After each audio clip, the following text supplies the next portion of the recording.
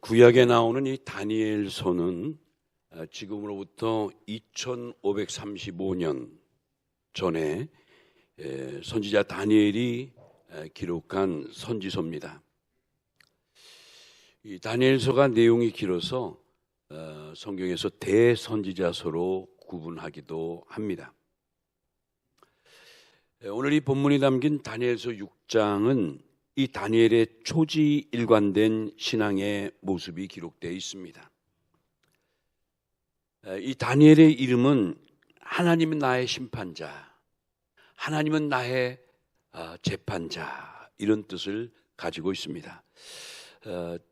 참 의미 있는 이름을 갖고 있는데, 다니엘서 6장 7절에서 10절까지 내용을 보면 다니엘은 당시에 이방 나라의 황제인 이 다리오 왕 외에 다른 신이나 사람에게 무엇을 기도하며 구하면 반드시 그를 잡아 사자굴에 던져놓겠다는 이러한 나라의 공식 명령서가 반포되고 여기에 황제의 도장이 찍힌 것을 알게 됩니다.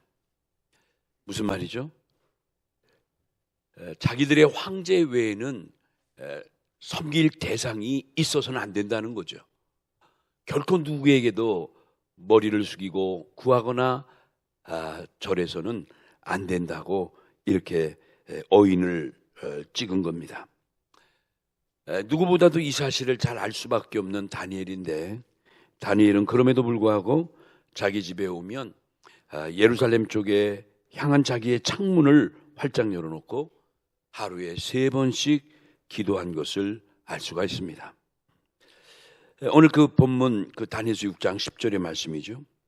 여기서 우리 한 가지, 왜 다니엘은 이렇게 위험을 무릅쓰고 예루살렘을 향해서 날마다 기도한 이유가 뭘까? 왜 예루살렘을 향했을까? 머나먼 바빌론 땅에서 참 그의 조국 이스라엘의 수도였던 그 예루살렘을 향해서 기도한다는 이것이 쉽지 않을 텐데 왜 그렇게 했을까? 왜 그랬을까요? 바로 예루살렘은 예로부터 그의 조상들과 함께 하나님께 예배드리던 거룩한 성전이 있는 곳이기에, 거룩한 예루살렘 성전이 있는 곳이기에 다니엘은 그렇게 했던 겁니다. 이 다니엘은 말 그대로 기도하다 죽으면 죽으리라는 불굴의 신앙을 가지고 그렇게 행했던 거예요. 여러분, 성경에 보면 다니엘이 이렇게 간절히 하루에 3번씩 시간을 정해서 주님을 만났다면, 또 한 사람 시편에 보면 성군 다윗도 하루에 3번씩 시간을 정해서 주님을 만나게 됩니다. 이 내용이 시편 55편에 있는데 시편 55편 17절에 보면 다윗은 이런 고백을 합니다. 저녁과 아침과 정오에 내가 근심하여 탄식하리니 여호와께서 내 소리를 들으시리로다. 그러니까 이 다윗은 하루에 3번씩 시간을 정해놓고 기도한 것을 알 수가 있죠. 저녁과 아침과 정오에. 이 말씀을 준비하면서 우리도 한번 금년 한 해, 이 새해부터는 이런 거룩한 결심이 있었으면 참 좋겠어요.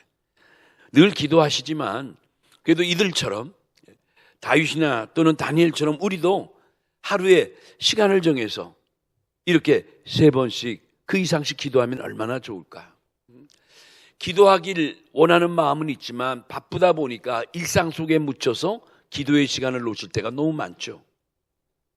그러니까 아예 기도의 시간을 정하는 거예요. 그래서 오전에 9시라든가 좀 한가진 우리 주부들은 한 10시라든가 또 정오에 또 저녁에, 금년부터 우리 한번 이렇게 좀 정해놓고 하루에 3번 이상씩 기도하는 습관을 좀 가져보자. 이런 도전을 또 한번 받게 되는 거예요. 이와 같이 이 다니엘은 사람을 의식하지 않고 또는 누가 보든지 아니 보든지 상관하지 않고 하나님 앞에서 기도로 성별된 삶을 살아왔던 것을 우리가 발견해 볼 수가 있습니다. 그리고 이 다니엘은 평생을 어려서부터 습관이 들린 이 거룩한 행동들을 조금 더 변치 않고, 여러분 우리 한자에 초지일관이란 단어가 있죠. 초지일관이 뭐예요? 처음부터 끝까지 변하지 않는 것을 우리가 일으킬 때 초지일관이라는 단어를 쓰는 거예요. 이렇게 다니엘은 정말 평생에 조금 더 변치 않는 믿음을 가지고 범사에 하나님께 감사하는 삶을 살아간 사람이에요. 이 다니엘서는 전체 12장으로 이렇게 구성이 되어 있는데, 그래서 내용이 좀 길다 해서 선지자서 중에 뭐라고 그랬죠? 대선지자서로 구분해 놓는다고 그랬죠. 구약에 보면 이제 대선지자서, 소선지자서 이렇게 나누는데, 이거는 그 구분의 기준이 이 내용을 썼던 저자의 그 내용의 크기에 따라 그렇게 구분한 거예요. 그러니까 내용이 많으면 대선지자로, 4대 대선지자로 이렇게 구분했고, 내용이 좀 짧으면 12명의 소선지자로 구분했고, 이렇게 이제 구약의 선지서가 구분이 되는 거죠. 이 다니엘서는 전체 12장으로 구성되어 있는데, 그 내용을 보면 다니엘서 1장은 다니엘 날이 15살에서 16살경의 내용을 기록한 거예요. 이제 우리가 앞에 영상을 보면 다니엘서의 구성 배경이 나오죠. 2장은 그의 나이 20살 전후에서, 3장은 30살 전후에서, 4장은 60살 전후에서, 5장은 80살 전후에서, 6장은 90살 전후에서, 이래가지고 이제 다니엘서가 12장까지 나가는데, 그 어떻게 보면 다니엘의 그 일대기를 우리가 들여다볼 수 있는 내용이 다니엘서에 담겨 있다, 이렇게 볼 수 있죠. 근데 이 다니엘서 전체 내용을 보면 다니엘은 첫째, 하나님이 원치 않는 부정한 것과 하나님이 원하시는 부정하지 않는 것을 분명히 구별할 줄 알았어요. 그러니까 세상과 하나님, 뜻과 뜻이 아닌 것을 그는 오직 믿음으로 분리할 줄 알았다는 거죠. 우리가 이제 이 분리의 신앙, 뭐 아브라함에 대해서 공부 많이 할 때 우리 아브라함의 4대 분리는 뭐 우리 마음속에 너무너무 잘 새겨져 있죠. 그러니까 어떻게 보면 우리 신앙생활은 분리의 삶이에요, 사실은. 그렇죠? 이 분리의 삶을 우리가 성경적인 용어로 성별된 삶, 이렇게 얘기하는 거죠. 자, 이런 면에서 그렇다면 과연 이 다니엘은 어떤 사람일까? 오늘은 저와 함께 이 말씀을 가지고 세 가지로 한번 정리해 보려고 하는데요. 다니엘은 과연 어떤 사람인가? 첫 번째, 다니엘은 변치 않는 믿음으로 범사에 감사할 줄 아는 사람이었다. 변치 않는 믿음으로 범사에 감사하는 사람. 우리 범사란 단어, 데살로니가전서 5장 18절 말씀에 범사에 감사하라 할 때 이 범사의 의미를 열심히 말씀드렸죠. 좋을 때나 나쁠 때나, 건강할 때나 건강이 안 좋을 때나, 전천후 변함없이 란 뜻이라고 그랬죠. 다니엘은 말 그대로 변치 않는 믿음을 가지고 범사에 감사하는 사람이었습니다. 이 다니엘에게는 환경이 그의 믿음을 흔들지 못했어요. 오직 하나님 외에는 두려움을 갖지 않았던 다니엘. 그래서 이 다니엘은 지금 말씀드린 대로 약 한 15살 그 어린 나이부터 그의 나이 90살, 90이 넘은 때까지 초지일관, 처음과 끝이 전혀 다른 게 없는, 다를 바가 없는 이러한 그 위대한 믿음을 갖고 살아가는 것을 볼 수가 있습니다. 이 다니엘은 오직 영혼과 몸은 아울러 죽여도 지옥불에 던지는 그 하나님만을 두려워했지 그 누구도 두려워하지 않았다는 거예요. 아무리 죽음이 협박되고 공갈 뭐 여러 가지 그 힘이 다가온다 할지라도 결코 두려움 없이 오직 하나님만을 사랑하고 하나님의 말씀만 집중하고 순종하는 믿음을 소유했던 것이 다니엘이에요. 다니엘서를 보면 이렇게 떠오르는 교훈 중에 하나가 예수님의 말씀이죠. 마태복음 10장 28절에 우리 주님께서 이런 말씀하시죠. 몸은 죽여도 영혼은 능히 죽이지는 못하느라를 두려워하지 말라. 무슨 말씀이에요? 우리 몸은 아무리 박해를 하고 피해를 주고 설상 죽였다 할지라도 나의 영혼을 능히 건들지 못하는 자를 왜 두려워하느냐? 두려워하지 말라는 거예요.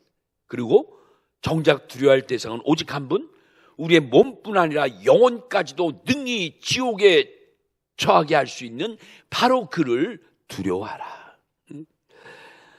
예수님의 말씀이에요. 아마도 서두에 예수님이 오시기 약 30년 전에 다니엘인데, 예수님이 하셨던 그 말씀을 이미 들었다는 듯이 그 말씀에 순종하는 것 같이 그는 평생에 그렇게 살아갔다는 거예요. 오늘 저는 이 말씀을 가지고 우리 성도들도 정말 그 어떤 환경에서도 우리의 믿음만큼은 변치 않는 믿음을 가지고 범사에 감사하며 말씀 앞에 순종하는 우리 모든 성도와 또 우리 교회가 되시기를 주님의 이름으로 축원합니다. 두 번째, 이 다니엘은 누군가? 다니엘은 마음이 민첩한 사람이라고 성경은 소개합니다. 마음이 민첩한 사람이라. 이 다니엘은 이 마음이 민첩함으로 그 이방 나라 바벨론에 가서 국무총리까지, 재상의 위치까지 올라가지만, 그때 사실 그와 함께 두 사람의 총리가 있었고 또 127도를 나누어 있었는데 거기에 따른 도지사들이 있었는데, 그럼에도 불구하고 이 다리오 왕은 이 다니엘에게 자기 나라의 전국을 다 다스리게 하는 권세를 부여했어요. 이게 무슨 말이죠? 그만큼 다리오 왕이 다니엘을 신임했다는 거예요. 근데 여러분 아시다시피 이 다니엘은 유대 사람이지, 히브리 사람이지, 바벨론의 그 사람이 아니잖아요. 혈통과 모든 게 그들에게는 이방인인데, 그럼에도 불구하고 왕이 그러한 다니엘을 참 이렇게 집중했다는 것은 대단한 거죠. 그 이유에 대해서 뭐라고 말하죠? 바로 그 다니엘의 마음이 뭐했기 때문이다? 민첩했기 때문이에요. 자, 다니엘서 6장 3절에 이런 말씀이 있어요. 한번 다 같이 다니엘서 6장 3절 우리 다 같이 읽어봅시다. 시작. 다니엘은 마음이 민첩하여 총리들과 고관들 위에 뛰어남으로 왕이 그를 세워 전국을 다스리게 하고자 한지라. 여기 아주 중요한 단어, 다니엘은 마음이 뭐하여? 민첩하다. 민첩하여. 여기 민첩이라는 단어를 우리 그 국어사전을 보니까 한자로 민첩할 민자에 발을 첩자를 썼어요. 뭐 많이 쓰는 용어는 하지만 좀 그래도 나이 든 분들은 민첩이라는 단어가 좀 익숙하죠. 너 좀 민첩해라. 행동이 왜 그러냐. 좀 빠리빠리해라. 민첩이라는 단어를 예전에 많이 썼어요. 근데 그 민첩을 한자로 보면 민첩할 민자에 빠를 첩자를 써요. 여러분 한자 기억나십니까? 민첩. 그래서 이건 뭐냐면 빠르고 익숙하다 이런 뜻이고, 두 번째 눈치와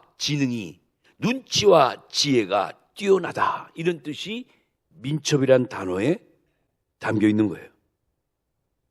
그러니까 우리가 흔히 민첩하다는 것은 정확한 판단력과 과감한 실천력을 겸비한 것을 가리킬 때 민첩하다 이렇게 말할 수 있는 거죠. 그러니까 참 우리가 살아가면서 많은 사람들한테 민첩하다는 얘기를 들으면 굉장히 좋은 거예요. 우리가 나이가 점점 들어가도 목사님 참 민첩해, 장로님 참 민첩해, 우리 권사님 참 뭔가 빠르고 익숙해, 눈치가 아주 뛰어나고 아주 지혜로우셔. 얼마나 좋은 말이에요. 실제로 다니엘이 그랬다는 거예요. 다니엘. 나이가 들어가도 정말 다니엘은 눈치가 빠르고 지능이 뛰어나고, 그렇죠, 재치 있고, 그러기에 이 바벨론 제국 남의 나라에서도 이방인 취급받을 수 없는 유대인이었던 다니엘이 업신여김을 받지 않고 오히려 그 나라 황제에게 사랑을 받고 신임을 얻고 많은 이들에게 손가락질을 받지 않았던 거예요. 참 중요해요. 다니엘서 이렇게 보면서 어떻게 보면 이제 우리 교회의 지도자들도 그렇지만 정말 나라의 지도자, 대통령과 정말 이 어려운 시대에 이끌어가는 위정자들이 정말 민첩하기를 우린 다 기도해야 되죠. 오늘 우리 조장로님 너무 나라와 민족을 위해서 뜨겁게 기도하셨잖아요. 우리들도 그래요. 나라의 지도자도 교회의 지도자들도 남보다 좀 이렇게 민첩해서 이 어려움을 잘 이끌어가는 지혜로운 자가 되어야겠죠. 여러분 또 한 가지, 성경은 이 민첩의 결과가 뭐냐고 말씀하냐면, 잘 기억하세요. 민첩의 결과는 명철이래요. 명철. 성경의 명철이라는 단어도 기억할 내용이에요. 이 말씀이 몇 군데 있는데 대표적으로 잠언서 9장 10절이에요. 이 잠언서 9장 10절에 보면 여기는 이렇게 나와 있죠. 여호와를 경외하는 것이 지혜의 근본이요 거룩하신 자를 아는 것이 명철이니라. 아멘이죠. 제가 일부 예배 때 이 말씀도 많이 강조했는데, 그러니까 여러분, 뭐 지혜롭고 재치 있고 눈치가 빠르고, 진정한 지혜는 하나님을 경외하고 그 거룩한 자를 아는 것이 바로 지혜요 명철이라는 거예요. 그러니까 세상 사람들이 말하는 지혜로움, 세상 사람이 말하는 뭐 재치 있다, 좀 다르죠. 우린 누구를 아는 것? 하나님, 그 거룩한 자신을 아는 것이 지혜고 명철인 거예요. 이런 면에 볼 때 다니엘이 그렇게 지혜롭고 명철했다는 거죠. 왜? 거룩하신 하나님을 올바르게 알고 있었고 바르게 믿고 있었기 때문에 그런 거예요. 자, 세 번째 다니엘은 누군가? 다니엘은요, 오늘 성경에 그렇게 그를 증거합니다. 아무 근거도 아무 허물도 없는 사람이었다고 그렇게 증거해요. 대단하죠. 아무 근거도 아무 허물도 보이지 않았던 사람이었다. 그 말씀은 이 다니엘서 6장 4절에 나와 있어요. 다니엘서 6장 4절에 조금 전에 말씀드렸듯이 다니엘은 유대인이기 때문에 그 바벨론에서 또 많은 그 행정가들, 정치가들과 또 국사에 대해서 일을 할 때 많은 사람들이 다니엘이 껄끄러운 거예요. 아니 뭐 혈통도 다르고 뭐 모든 것이 다른 사람이 이 땅에 와서 국무총리까지 하고 왕의 사랑을 독차지하니까 많은 고관들이 싫어하는 거죠. 물론 시기 질투도 있었지만, 그래가지고 어떡하죠? 이들이 하나같이 한 마음으로 이 다니엘의 허점을, 뭔가 그가 잘못하고 있다는 근거를 잡아가지고 이걸 빌미로 좀 그를 밀어내거나 뭐 어떻게 할까, 어떻게 하려고 하는데, 그렇죠. 여러분, 정치계가 얼마나 민감합니까? 요즘 뭐 뉴스 보기도 좀 민망할 정도로, 아이고 어떻게 참 표현할 수 없죠. 뭐 조금만 틈만 있으면 그냥 그걸 확대해가지고 난리잖아요. 마찬가지로 당시에 많은 고관들과 총리들이 누구를? 다니엘의 허점을 찾으려고 그렇게 혈안이 된 거예요. 아마 뭐 다니엘의 모든 걸 다 뒤졌을 거예요. 모든 걸. 압수수색 했을 것 같아 그때. 그런데 그럼에도 불구하고 아무런 근거도 아무런 허물도 아무런 틈도 잡을 수가 없었다고 성경은 증거하는 거예요. 왜 그랬을까? 말씀드렸듯이 그가 너무나도 민첩한 사람이었고 정말 이방 나라지만 그것도 맡겨주신 하나님의 사명인 줄 믿고 충성되이 자기의 역할을 다 했기 때문에 그런 거예요. 그러니까 다니엘은 오직 중심으로 자기 맡은 일을 온전히 성취하는 그 삶이 하나님께는 영광이요, 그리고 거기에 붙잡혀 있는 자기 민족에게도 힘이 된다고 믿은 거예요. 이게 다니엘의 지혜로움이 여기 있는 거예요. 다니엘이 만약 엉뚱한 마음을 갖고 에휴 뭐 이 남의 나라 이 뭐 이방 잡족 같은 나라에 내가 어떻게 운 좋게 재산까지 하는데 이놈의 자식들 내가 한번 본때를 보이겠다, 이런 거 아니에요. 이런 거 어설픈 반감을 갖지 않았다는 거예요. 성숙한 마음을 가지고 맡겨진 일에 충성을 다하면서 음으로 양으로 자기 백성 포로로 붙잡혀 있는 유대인들을 위해서 애쓴 거예요.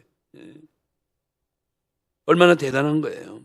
그래서 다니엘의 이 모든 생활을 한마디로 그는 승리의 삶을 살아온 자라, 이렇게 말씀해요. 승리의 삶을 살아온 자라. 그러니까 모든 생활에 승리했다는 것은 다니엘은 그가 하는 모든 말이나 행동이나 기도하는 삶이나 모든 믿음의 삶에도 승리가 늘 따라왔다는 거예요. 참 우리의 귀감이 되는 인물이라고 말할 수가 있는 거예요. 여러분, 내가 믿고 기도하면 반드시 응답해 주신다는 것이 바로 그것이 승리의 기도예요. 승리의 기도. 적어도 다니엘은 이 말씀을 믿은 거예요. 이것도 또 예수님 말씀이죠. 마태 21장 22절에 보니까 너희가 기도할 때에 무엇이든지 믿고 구하는 것은 다 받으리라 하시니라. 이미 다니엘은 500년 후에 나타나실 예수님 말씀을 미리 이미 깨달은 자 같아요. 성령이 역사하니까 이미 그가 그런 세계를, 하늘의 세계를, 신령한 축복의 세계를 깨달았겠죠.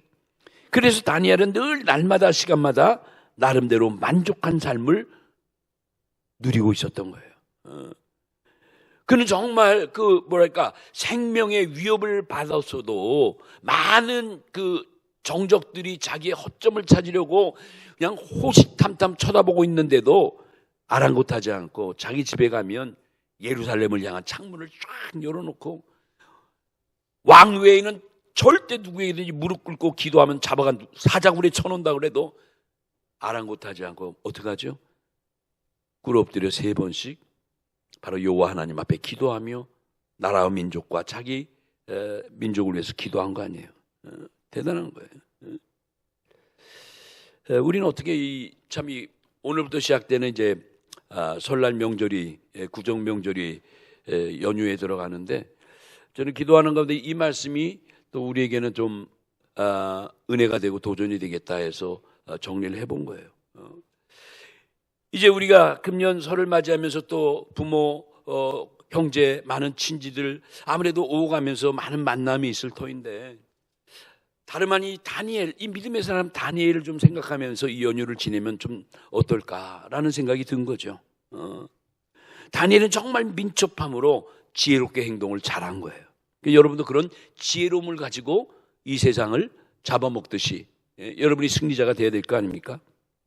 바라기는 우리 모두가 이 아침에 받은 말씀 가지고 민첩함을 교훈 삼아서 모든 생활에 승리하는 우리 모든 성도들 되시길 바랍니다. 우리 다니엘서에 보니까 이 다니엘은 황제 외에는, 다리오 왕 외에는 누구든지 무엇을 구하고 기도하면 사자굴에 쳐놓는다고 어명이 떨어졌죠. 그런데도 죽으면 죽으리라 자기 집에 가서 예루살렘을 향해 문을 열고 기도했던 다니엘. 이 다니엘이 이 구약의 많은 인물 가운데 하나님의 구속자적으로도 대단히 의미를 갖고 있는 인물이에요. 여러분 꼭 기억하세요. 그러니까 한번 다니엘서를 여러분 열심히 읽어야 돼요. 참고적으로 우리 바벨론 포로 귀환 시대를 구속사 공부 때 열심히 했죠. 그런데 여러분 바벨론에서 70년 포로 생활하다가 마침내 문이 열려가지고 하나님의 극적인 은혜로 그들이 꿈에도 그리던 고향 땅 예루살렘으로 돌아오게 되는데, 이걸 우리가 바벨론 귀환시대, 귀환자 이렇게 얘기하죠. 몇 차례 귀환했죠? 1차, 2차, 3차에 걸쳐서 귀환했어요. 그런데 1차 귀환, 2차 귀환, 3차 귀환의 그 명단이 쫙 나오죠. 더욱이 그 포로 귀환에 이끌어갔던 귀환의 지도자들은 나오잖아요. 이름이 다. 그렇죠. 예수와 에스라, 수룹바벨, 여러분 기억나잖아요, 다. 그리고 거기 명단도 레위지파 해가지고 쫙 나오는데 유독 누구만 다니엘은 그 이름에 빠져 있어요. 그렇죠? 아무리 눈 씻고 봐도 포로 귀환 명단에 다니엘이라는 이름이 없어요. 혹시 여러분 그 생각해 보세요. 왜 다니엘은 안 들어왔을까? 뭐 이렇게 걸쭉한 믿음의 지도자들이 다 들어왔는데 다니엘은 뭐 하고 있었을까? 포로 귀환 시대 때 다니엘은 들어오지 않았어요. 왜 못 들어왔을까? 나중에 제가 그 자료를 보니까 다니엘은 그 1차, 2차, 3차 귀환 때는 들어오지 못했지만 거기에 남아서 끝까지 남아서 누구를? 자기의 민족 히브리 백성들의 음으로 양으로 도와주면서 그렇게 조력을 다했던 일을 감당했다는 거예요.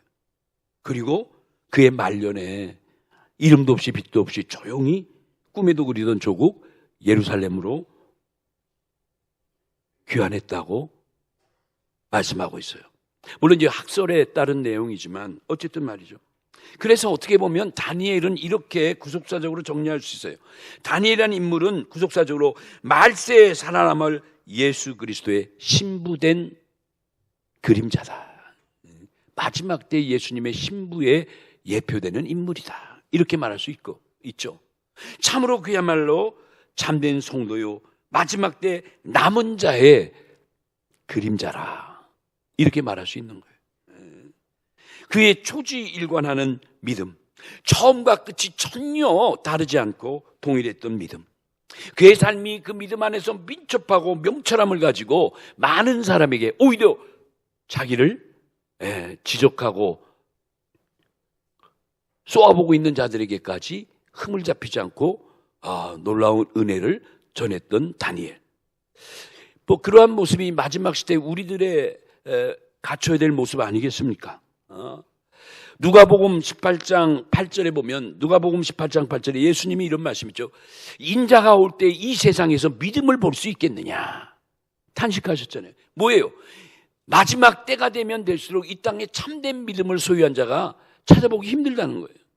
지금 어쩌면 예수님이 예언했던 이 시대에, 그 시대가 우리가 사는 이 시대가 아닌가라고 제가 생각해 볼 때, 여러분 정말 얼마나 지금 힘들고 어렵습니까? 말씀을 마칩니다. 오늘 명절 연휴 시작하는 날, 여러분 오가는 모든 길 늘 은혜 가운데 무사히 또 이번 연휴를 지내시고, 이번 연휴 내내 오늘 주신 말씀 다니엘의 믿음을 한번 생각해 보면서, 다니엘은 끝까지 그 신앙을 지키기 위해서, 그렇죠, 여호와 하나님 외에 누구에게도 무릎 꿇지 아니하고, 그 황제의 뭡니까 그렇게 무서운 어명이 있음에도 불구하고 그는 죽으면 죽으리라 신앙을 지켰을 때 하나님이 그 다니엘을 지켜주시고 그의 믿음대로 응답해 주셨다는 이 내용, 이게 굉장히 필요한 오늘의 말씀이 아닌가라고 생각해서 이 말씀을 전합니다. 이 연휴 기간에 이 말씀을 가지고 믿음 안에서 승리하고 참된 기쁨을 누리는 우리 온 성도들 다 되시기를 예수님의 이름으로 축원합니다.